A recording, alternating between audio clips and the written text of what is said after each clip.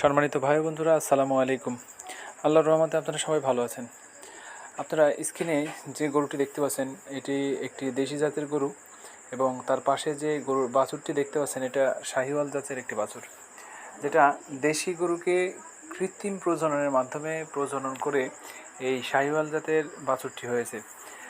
অনেকের মধ্যে একটি ভ্রান্ত ধারণা যে এখনও বসবাস করে যে দেশি গরুকে কৃত্রিম প্রজনন করাইলে আমাদের গাভী নষ্ট হয়ে যায় বা প্রজননের সমস্যা হয় বা বাচ্চা দেওয়ার সময় গাভী মারা যায়, এই ধরনের প্রবলেম হয়। দেখেন, এই গরুটি যে সুন্দর বাছুর হয়েছে, আমার খামারি ভাইটি অত্যন্ত খুশি এবং আজকে আবারও সেই গরুটি হিটে এসেছে। সবাই দোয়া করবেন যেন এই গরুটি আবারও কনসেপ্ট করে এবং এরকম সুন্দর সুন্দর বাচ্চা যেন দেয়।